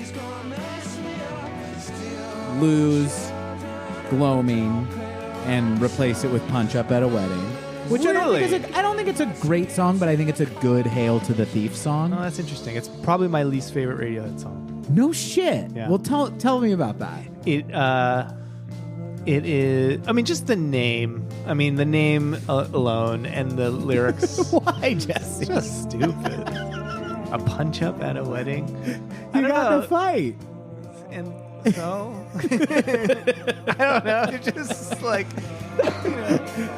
it's like he's sitting. It's like the kind of joke of like just writing what you see. Oh, this happened, and it's just not a very. It's not a compelling idea to me. It's not a compelling lyric, and it's definitely not one of their weakest musically. I feel like it sounds like Tori Amos or something. No offense to Tori Amos, Sure. but or like bad Fiona Apple, or like I love Fiona Apple, but like where it's just kind of like sitting with this kind of groove Yeah. that isn't really. I likened it to a Peter Gabriel. Oh, Peter Gabriel, groove. sure, yeah, and that never has appealed to me. That kind of style of, I don't know, swampy, boring piano lick. You know what? Okay, so were you talking about the music that it reminds you of with Fiona Apple, or lyrically the content? No, the music more. I Interesting. love Fiona Apple. I but- adore Fiona Apple, but there's a song off of her most recent album, Fetch the Bolt Cutters, and it's Tamika something. It sounds like Tamika, yeah. Experience Shamika. in grade school, and I love that album, but I don't like the what I imagine like beatnik poetry, almost like Jim Morrison of like this happened and then this happened. And I know you were talking about the music, but that is an issue that I have with that song. Is it is so observational, which sounds like a little bit of a song that I love, like Let Down, which is observational but is the most poetic, beautiful, sad, heartbreaking thing ever. No, I think the lyrics are a big part of the problem for me with that one too. Yeah, so just and also Peter Gabriel, which I liked that comparison because I like that song, but I agree with your issues as well. I mean, I was surprised when looking at the lyrics for this album. I'm not used to coming across a Radiohead song that is so direct and so literal. It might be something that I kind of like about that song just because it's a change of pace for them. Yeah. They don't do story songs, and that one is like, this is a little anecdote, Well, and it now is... we know why. It's just dopey. I just immediately think like it's not enough material for a song, and it's not enough material to fit to this kind of gloomy bass line thing. Like it sounds like a parody to me a bit. Sure. I mean, I think I don't love the song, and I'm not backing off here, Jesse. I'm standing That's my okay. ground. Yeah, but it's better than I'm making it out to be right now. no, clearly. I think what it shows is that the problem that I have with this record, that I'm fighting for it this hard. This is like kind of like I might as well tell you. Please. I ranked this album lower than the Bends. Yeah. And the Idiot Talk community was bowled over by this. And by that, I mean Zach was very agreeable about it. Oh. Yeah, no, I mean, I don't know it's that your that's favorite your album. take. No, it no longer ranks in that spot for me. Oh, interesting. Because of the podcast. No, well, Like the revisiting. Revisiting of it, and I think just a little bit of self-reflection of, the same thing I was talking about with 2 + 2 = 5 is why did it move me so much, and it's probably one of the. I'm trying to remember the timeline. Was it an album that came out while you were a fan? No. So I Walker, as my grand brother, I don't expect you to remember my timeline so specifically, but Walker, when he was on fire for In Rainbows, he piqued my curiosity, but it really wasn't until fall of 2008 that I started to, check out the albums, download them, and so forth. And then into spring of 2009, I was becoming obsessed totally on my own island. And because I was going in sequence, Hail to the Thief just hit all the right chords, Yeah. And I think just with like a little bit of time and like a little bit of an expanded taste profile, like I can relate a lot more to what you're saying, and I don't need such driving rock. And I guess it's just, I mean, it sounds a little like up my own ass, but I feel like I've just grown up a little bit and maybe grown out of the album. Yeah. Even though it is so, in Radiohead context, that's how I'm saying it, because it is such a grown up, experimental, different kind of album than a lot of other stuff I listen to, which is still a lot more basic, I would say. And that's like, I think that's what I'm saying about my defense of a song like Punch Up, is just that Radiohead is I feel like they're putting their fans in like not a very great position here by having to kind of, I think I just wish this album was, if it's gonna be a loose rock album, I wish it was leaning into that tendency a little more. I see. And, I'm very like upset with Hail to the Thief because of the fact that I had to compare it to the Bends felt like this is not on what you're doing, Radiohead, that I'm having to go back 10 years to put it in terms they understand. And Jesse, this may shock you, but I even played it back to back with Pablo Honey in full and was like, am I about to rake this sucker lower than Pablo Honey? Yeah. Now, I did not in the end, but the fact that this was even in consideration was also deeply disappointing. That seems a to me. little low to me. I just had to investigate it. Yeah, sure. I get it. I actually have a feeling about this album that is like a negative feeling. Like when I think of it right now, the sense memory or something is negative. But that was also because I felt so strongly at the time. When it's playing, like I listened to it on the way over here, I especially my version, I kind of like it. But it doesn't. It's not appealing for me in memory, you know. For sure. I mean, that's the feeling I got. That was what I found too, is that Radiohead are a band where I do tend to listen. If I put on an album, I listen to the whole album. And the jarring stops and starts that this album puts me through are what caused me to find the overall experience unpleasant, which is why I ended up putting the Bends ahead of it. Not even though I don't think there's anything on the Bends that's as good as they're there. It's just a more enjoyable experience. And like I said, Pablo Honey did not hold up to the scrutiny of putting it against Hail to the Thief. Yeah. But you guys are we're all brothers on this podcast. We're all proud brothers. So to put this in brother terms, I'm saying, like, Zach, you may remember this. When we were kids, if I started a fight with you, I would get in trouble. And if you started a fight with me, I would also get in trouble.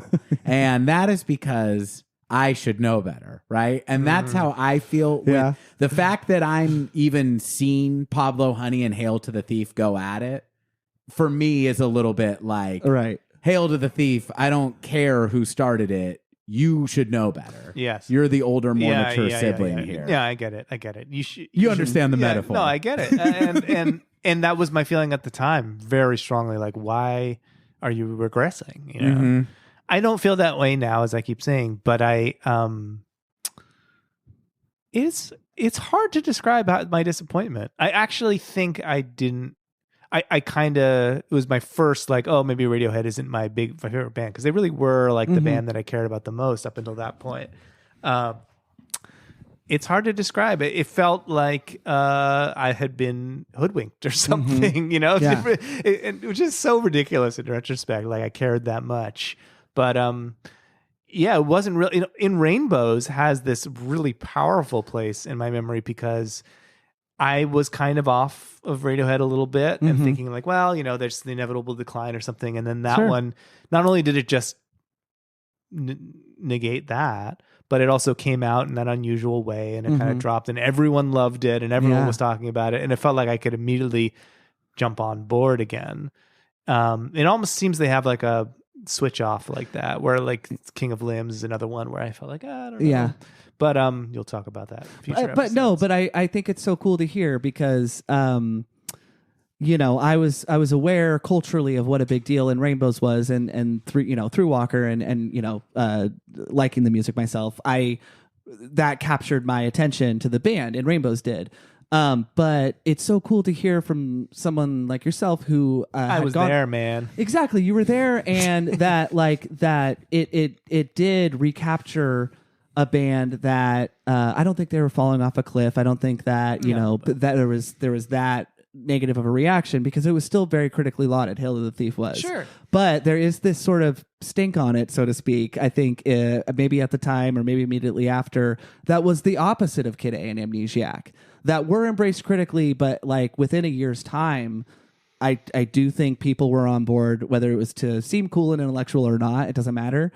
And I think Hail to the Thief, it's just kind of like a lot of the reaction it seems to elicit when you ask Radiohead fans about it is kind of like, which is good if a band's worst album in this peak period is, you know, you ask people like, how do you feel about Zooropa or Pop or whatever, you know, you're not going to get a lot of uhs, even though I actually like both those albums. That was a bad example, but this is does seem to be the fan consensus and kind of the band consensus, but as discussed, at least once a day on the Radiohead subreddit, some cowboy comes rolling into town. Yeah. And it's always with like, call me crazy. Right. Like they're the first fucking person to ever come up with this take. When Zach was the first person to come up with it. Well, yeah. I mean, this was what, 14 years ago now? Or 13 years ago? Well, what do you guys think of my fucking album? That's what I was just gonna say. I really like this track listing, Jesse. But you would change one thing. I would. Should we listen to Gagging Order? Yeah, we'll check out a couple of these. I want to ask Zach the can we same do that? question though. Just about, I wanted to point out the thing that both Tom, Walker, and Jesse seemingly would all cut are "We Suck Young Blood," Get it out of there. and Tom also wants nothing to do with "Punch Up at a Wedding" on this album. Good for him. But I do think, I don't want to speak for you, Zach, but I feel like we do have a consensus that "We Suck Young Blood" is a low point, if Yes, not the absolutely. low point. Of It might be worse than Punch Up. We Suck Young Blood. Okay. I like it, dude. I think that you distilled it down to something that I enjoy more. I'd like to get rid of the gloaming. But you like it, and this is everybody gets their own hail to the thief. That's what's great. Would you cut Mixomatosis? I mean, what? There's going to be no album left. I might prefer an EP. Yeah. I think that I would. Well, we'll look at some of these B-sides. I really like "I Am a Wicked Child," but Yeah. I don't know if I can credibly say I would replace Mixomatosis with it because it's very demo-y. Yeah, it's kind of cool, I guess. It's not their best song, that's for sure, but it has a certain energy that they don't have in almost any other song. That's what I like about it. There's no other Radiohead song with a harmonica, and I appreciate that. Zach, what are your thoughts about Jesse's list versus Tom's list versus this track list? What would you want to read out Tom's list? Well, sure. Let's actually. So Tom does there, gloaming, sail the moon, sit down, stand up, go to sleep, where I end, scatterbrain, 2+2, Mixomatosis, and wolf at the door. He leaves off Backdrifts and I will. He leaves off I will. Oh, that's it. I'm not really interested in discussing Tom's bullshit list. I want to talk about Jesse's. So I love that you cut 4 songs. The only one that I would maybe swap is, and ridicule is welcome, but I like Sit Down, Stand Up, and I also heartily agree with both of your critiques. I think that if it was maybe 23 and a half times of the raindrops instead of 47, it might be more tolerable. Sure. I agree that the electronics are stuck in their time and all the things we've already discussed. But I think that if you cut 4 tracks and the 4 that you cut, the album becomes much more, you're not so lost. It reminds me so much more of Amnesiac, where I don't love...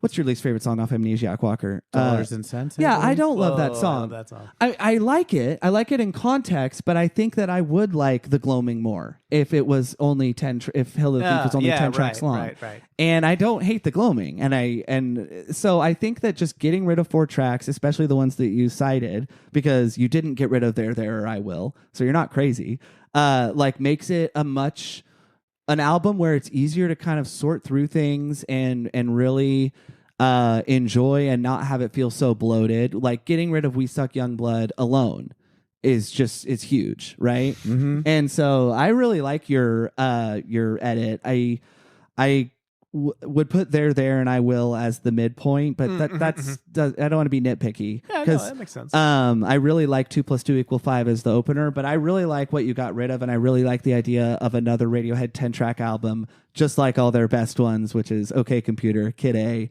and OK's 12. OK Computer? Yeah, he's right. but it has Fit or Happier, so I don't know if you count that. But I'm gonna need to seize the proof on that. Because In Rainbows is also 10 tracks long. Rainbow's 11. Kid A is 11 if you count the... OK Computer is 12. Kid A is 10. Mm-hmm. Oh, you're right. Amnesiac's 11. Okay. Right. And I that's don't what I'm remember. thinking. And I think In Rainbows is 10, but let's Yeah, In double Rainbows check. is 10. But I could be wrong. So I think their best albums are 10 A little track shorter. albums. Yeah. Rainbows is 10. And I think that it's not about the number of tracks. I think though that it gives you just enough to kind of sort through.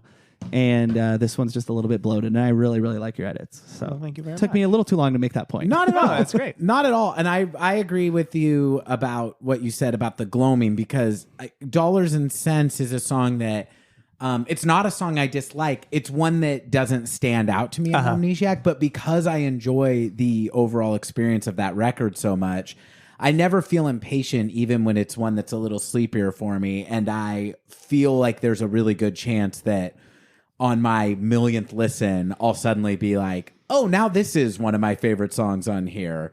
I don't feel like I can get that from the gloaming because by the time we're there, I'm already feeling so irritated with these lads. And I don't mean to be a QAnon number obsessed person where numbers make no sense, but I think focusing in on the number 10, if you cut the rehashing of Morning Bell from Amnesiac, then you get to 10. And then I think that I think that's the only thing that bloats that album a little bit. And I think that with Dollars and Cents, because there are parts of the gloaming I like, and I like it even more having heard what you like about it. I do think it becomes kind of that parallel. So I guess what I'm learning as I'm talking is Radiohead make 10-track albums. Well, 10, half of 10 is 5. There are 5 members in Radiohead. Right. Radiohead, a 5-letter word. No, it's not. I don't know. Yeah, we'll cut my QAnon invocation. Should we play a couple B-sides? Yeah, go for it. Please. Now, Did you talk B-sides on the other? No. Oh, really? So I really wanted to do this. I'm Okay, really cool. excited. Where are we at time-wise, Walker? we are at an hour 30. Oh, perfect. So, well, let's see. So the first 2 B-sides, there's a live version of 2 + 2 = 5, a remix of Mixomatosis. I'd like to start with this alternate version of I Will. Yes, please. It's interesting, isn't it? It is interesting. I kind of like it. I like it love too. I love the addition of the drums. This is an example to me of if you've got a good enough song, you can't really fuck it up too much. I think I like the one on the album better. I do as well, too. but is there a bass line in the one on the album? I don't think so. No. And so this has, we got Phil, we got Colin. You can hear and I feel like Phil is playing with those like brushes. Brushes? Yes, and I think that's just really neat. I wouldn't mind if they wanted to play it like this live. Sure. I like the rest that the studio version on the album gives you. Now, does Colin maybe come in with the bass on Little Baby's Eyes or no? I don't believe so. But I feel do like a love the goddamn B section of this song in this alternate version quite a bit. We don't have to listen to the whole of every song, but since this one's only 2 minutes long, maybe we can just let it play. Sure. Miss the best part right here.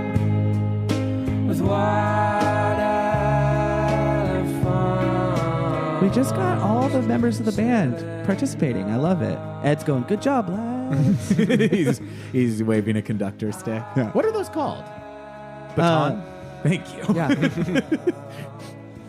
I should have, learned basic music vocabulary before starting this podcast. I think Oh, you can come get on by now. without baton Yeah. listening to music. Watch me in the next episode. It's like, wow, Walker's talking about batons. and I'm going to edit out where I learned the word here. So people are just like, man, this guy knows his stuff.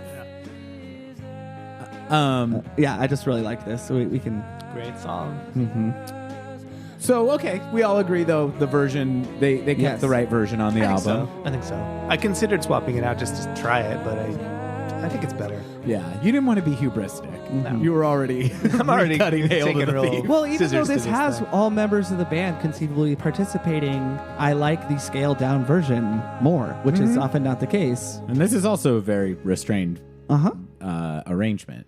So up next, It's not as dark somehow. we got the famously Jesse Rimler referenced Paper Bag Rider. I used to like this song a lot. I listened to it again. I'm not quite sure it's top Does it- B-side material. Does it have vocals? Yeah. Boom, boom, ba girl. It goes, blow into this paper bag. Sir or madam, will you read my book? Oh, the different. Sorry, that's I wrong. mean, it's an interesting curio. Now, do we like when Radiohead gets a little cheeky with their references like that with, a title Subterranean like Homesick Alien. Yeah, or Paper Bag right? Rider, or even though I know it's not a direct reference, like a kind of like slightly cheeky title like Down is the New Up. Love that. How do we feel about those? We've talked a lot about my concern about titles, and I do think that sometimes they miss. I don't mind Paper Bag Rider too much. I don't know why I don't. It is kind of stupid, but I kind of like it. I'm not sure I like Down is the New Up. What do you got? I don't know. I think that I guess it was a leading question because I think that it is an area where I could see them veering into, to like some bad taste. Yeah. But I think I like it because it shows a little bit of the lighter side of Radiohead, and I do There's want not much lighter side. No, there isn't. I'm actually not someone who likes to like you. I don't like bagging on the fact that they're serious, that sort of thing. But every once in a while, I do think. I think that they're funnier people than they let on. Sure, You know what I mean? I Like, could see it. but it would be hard to imagine how that would come out in a song. Maybe Yeah. a little bit in Wolf in the Door, a tiny bit. Calls me on the phone, tells me all the ways he's going to mess me up. It's kind of in that ballpark. Right. I'm trying to think of other examples. Not of that. sure I agree with that song having any humorous. Well, not humorous, but like playful use of language or something. Yeah, I think Yeah, that I like them doing a play on words in the title just because of what you're saying. I've been thinking about this whole Radiohead is too serious thing because I know you've brought it up quite a bit, and it's always brought up, right? Yeah. The music slit your wrist. It's a big fight I'm having with no one in particular. No, it comes No, up all the no. time, and it's an easy way to dismiss them. And I've dismissed them for it. And when I wasn't into them, I thought, And I've been thinking about what it is that music like this, like both what it accomplishes, but also what would be an equivalent that is maybe more socially or more agreed upon as being acceptable. And my dad is a Gershwin expert, and I grew up listening to a lot of that music and like the playful Tin Pan Alley kind of stuff. And that stuff is always, smile through the darkness. It's always very playful. It's always very, there's a lot of humor in it, and I think I was kind of actually, and the Beatles always seems to somehow be joyful and humorous and not dwell on this emotional terrain. Even when it is, even when it's serious, there seems to be something that keeps it. And I think I was kind of raised to, in a way, to think that that's better, right? But then I drifted towards things like, Pink Floyd. And I don't know if this is a good example though, but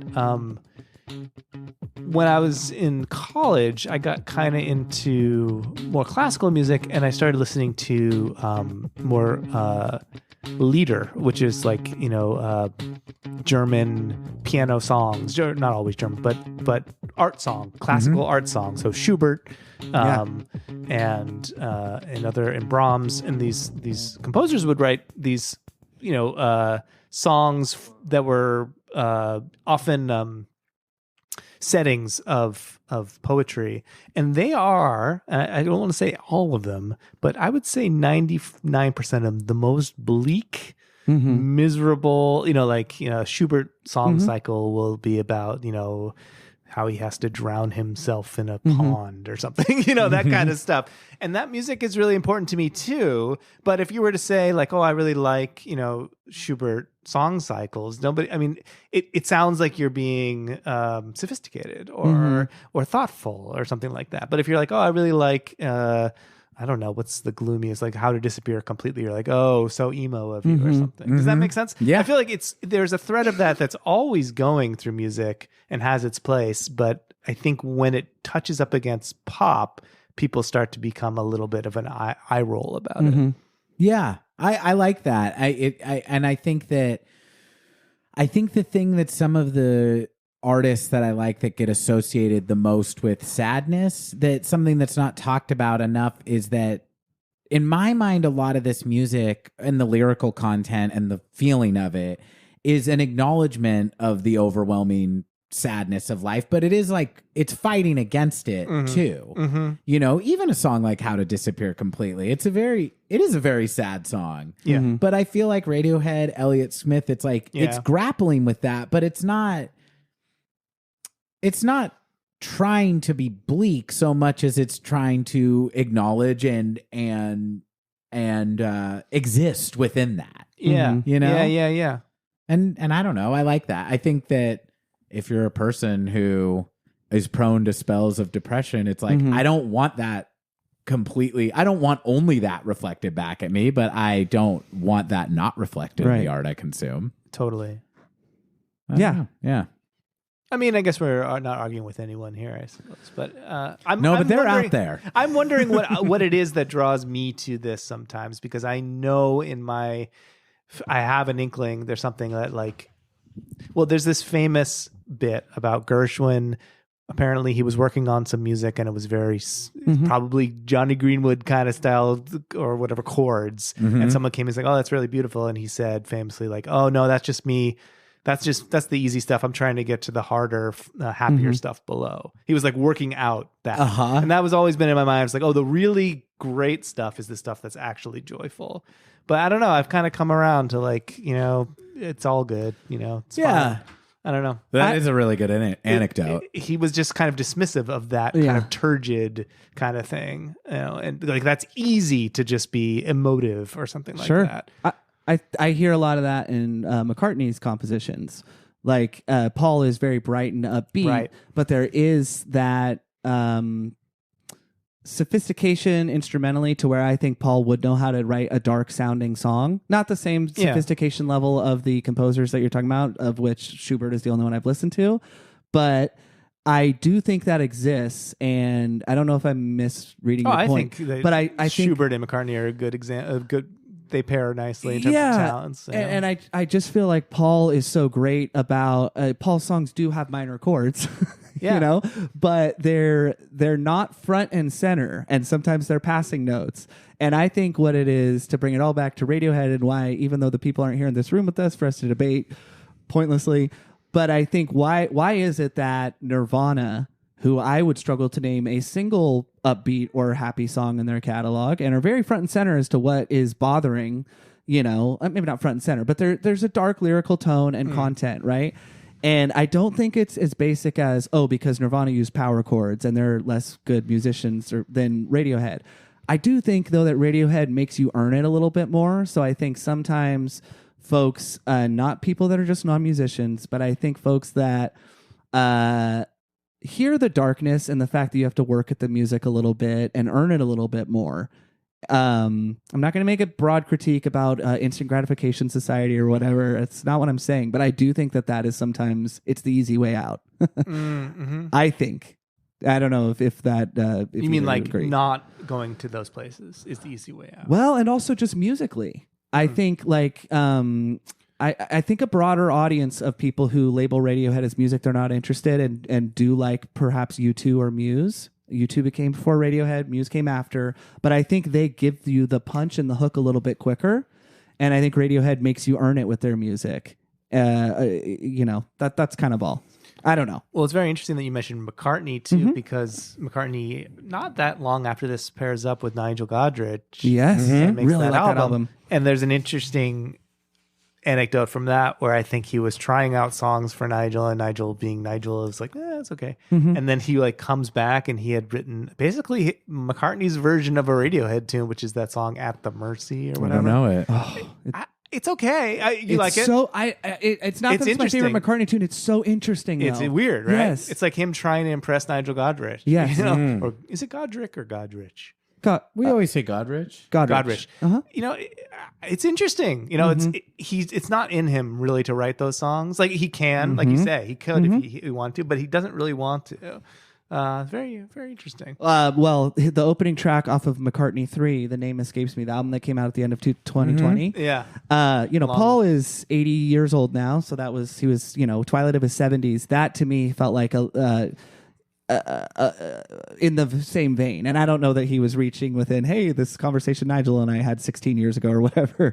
But I do think that is within him. This is not a Paul McCartney podcast, but that's just such an interesting anecdote. And I heard that a little bit on that opener to that album, which I really liked. And, people don't give him enough credit for going as dark as he does sometimes. Simply Having a Wonderful Christmas Time. Clearly that is a narrator on the brink of insanity. Are we still talking Paul? Yeah. Well, Eleanor Rigby. Yeah, fair enough. I mean, they're there. The songs are there. He was being cheeky, though. Yes, totally. Yeah. Do you know Simply Having a Wonderful Christmas Time? No, I do not. Oh, it's we'll play it 15 times in a row after the podcast. Okay. Where are we at in the one of the most trite Paul McCartney songs ever written, but it's also kind of good. We won't play the whole thing. So maybe a couple more of these B-sides. It came up. I was going to play "I Am a Wicked Child." Please do. Now, I don't know that I can mount a completely earnest defense of putting this on the album, but I do really like it. I really like that Radiohead's doing kind of like a weird song. stripped down blues riff. It's an alternate universe radio. I don't know. You can't see a more fleshed out version of this. Feeling a similar down or up? Yeah, down, please. Just a I little. just don't think it's their best songwriting. Okay. But I remember, this might have been one of the tunes that I first heard when they were doing things like Scotch Mist, but not Scotch, the earlier ones. When they were trying out, they were live streaming some stuff. From the basement. Yeah. And before that even. Okay. So I think this was another one that, I don't know if you guys know, that was never recorded, but from that era is called I Froze Up. Do you guys know that one? No. It's pretty good. It's a good one. But I remember hearing this, so I was interested that they actually chose to finish recording it because I thought it wasn't like a standout. But it's good. It's good. Yeah. It's okay. So Kind of repeats over and over, but go ahead. Zach. Oh no, but it does build though. Like the repetition is there. But so this reminds me a little bit in terms of B-sides, a little bit of Man of War. It's not as melodically complex, but it is Radiohead doing something a little bit different. My HT cubed HT is I would, excluding There, I Will, and 2 + 2 = 5, I would trade out any of the songs to have this one on there. Really? This song? I love this song. I Oh, love this interesting. song. I'm really glad to hear a vocal defender of it. Oh, yeah. I mean, the harmonica playing is... I don't know who's doing it, first of all. Gotta be John. Yeah. If it's good and it's instrumentation. And anytime Radiohead incorporates something kind of basic but unexpected, I get really excited. Like Phil with the cowbell on electioneering, that kind of stuff. And I just think it adds like another voice that you're not used to hearing. And I really, really, really enjoy this one. I love the title, I Am a Wicked Child. It's really fun. Yeah, I don't know. To me, it just reminds me that they have good rock and roll chops. That's all. I love it. I love that you're such a big fan. Do you mind if I skip ahead? No, not at all. What's I Am Citizen Insane? Do we need to listen to that? I think this is just kind of filler. Citizen Insane. That was another one of you were mentioning Green Plastic, the websites. Oh, was Citizen that? Insane was another one from like 99 to 2003. really? Yeah. Now this is gagging order. Jesse, why don't you like this Okay, song? let's listen to it again. Yes, please. Now, this is another example of what you were talking about of Tom being very comfortable playing in weird meters. What is this in? It's in a 3/4 time signature, I believe, but when it switches to that second chord, he plays it for 5 measures every time. And I learned this song recently. It's in CG BD, I believe. Which is really fun tuning. I ended up like writing some other stuff in it. Capo 4, 3? Capoed on the 3rd fret. Okay. So listeners, if you want to learn this at home, that's your tuning and that's your capo. I'm gonna potentially embarrass you. Walker posted this song on a web platform, and people went nuts for it. Like that's nice of you to say. No, and it was amazing, and it was really, especially that part you were talking about, though, because I do think it was so interesting, Jesse, when you were saying that, like the part about how Tom's comfortable in an odd carnality and meter, and I do think that he is a very intuitive singer and musician that way. I think that is one of the ways Tom is the leader of the band, is he does have excellent rhythm, and it's not off, but it's odd. In his guitar playing especially. Like, you kind of watch him, he just kind of is like a little bit loose. And sometimes I think, like in a song like this, I'm sure Tom very much knows time signatures and this and that and the other thing, but I think it just flows naturally for him to be a little bit odd. Which totally goes with the vibe of Tom York. I think so. I thought this song was going to be very easy to learn, and it's not. Because, but I also, he's definitely not playing to a metronome. It speeds up and slows down. Yes. But it has a lot of character. He doesn't do the same picking pattern more than a couple times for any of the parts. It's a simple song in terms of amount of chords, but if you want to play it exactly like he's playing it, Good luck. it's hard to do because he didn't. It seems like a one-taker to me. Yeah, even so, going back to the early stuff like Bulletproof, I Wish I Was, that song is really, really hard to replicate, even though it's simple. It's one down strum, then a couple. It's from the beginning. Tom being Tom. And he, yeah. But I guess I'll just advocate for this being on the album because I love the respite. Where would you of, put it? Would you put it last song maybe? Ooh, that'd be an interesting choice. I like that. I hadn't thought of that. Can I take that? No, I mean, I like what I Will does. I think I would try to keep my version of Hail to the Thief to be more full band rock songs, with this and I Will being the kind of like more low key moments. I might struggle to get 10 songs on this record that I love. Yeah. But, you know, I'd be okay. I think probably in my version of it that has this on it, I probably would keep something like Myxomatosis on it just because it's driving. And it would make this a nice break. So yeah, maybe like second to last.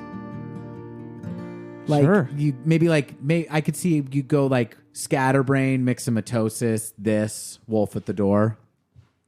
I don't think you mess with Wolf at the Door being your closer, which, if I'm not mistaken, that was still your closer, right, Jesse? Wolf at the Door? Yes. So, yeah, I think that's a really nice note Tom's to end as on. well. Oh, yeah, great. Okay, He awesome. finally came to his senses. Finally came to by his the end of this senses. list.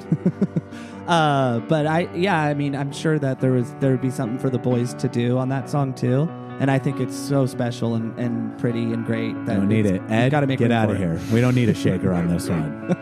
That would actually maybe work a little bit.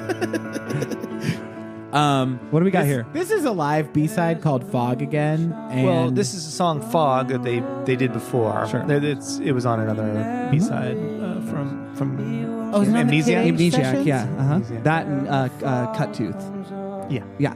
Oh, so that's why it's Fog. I really love Again. this song, actually. I do too. But Me I don't too. consider it part of this.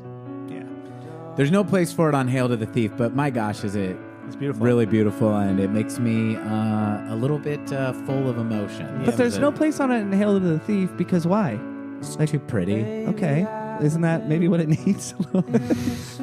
I just think this sounds so disconnected from everything get else. that. It would sound weird. I Sure. think some songs, like it's true for Radiohead, but a lot of bands, it's better as a B-side, right? It's better Yeah. kind of floating out, and it's a little orbit.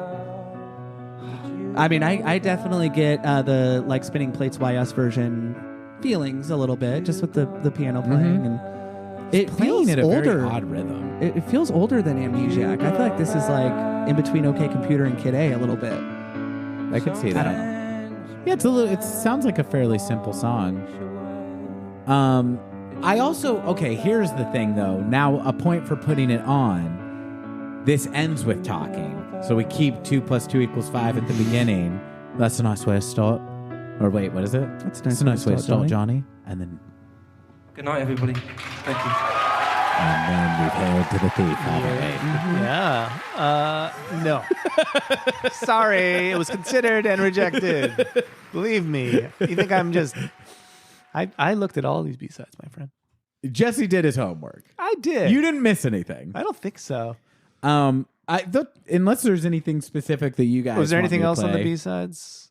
There's Where Bluebirds Fly, which That's I believe another is one I tried. more electronic noise. I don't think it works. I mean, it's okay. I like it, but it's not for the album. So Jesse, like I was saying, I really, really like your re-edit to 10 tracks. Where I would differ slightly is on there, but I think that it just becomes more of a little bit less of a what can sometimes feel a bit of a burdensome album to get through. And yeah, I could not disagree with Tom more, and I really, really like your selection. Those are my closing thoughts. Well, let me ask a question, and this is to the whole room. Okay. How should do we forgive Ed and Phil for how they sequenced this album? Should they be punished? Should they be fired from Radiohead? Or was this just... I think they have been. I guess so. Wow, yeah. Oh, wow. Oh. But why did Colin get caught in the crossfire then? Yeah. He didn't sequence this album like a true. schmuck. That's true. Colin, I'm not sure, but I think that Colin, Right, they totally have been.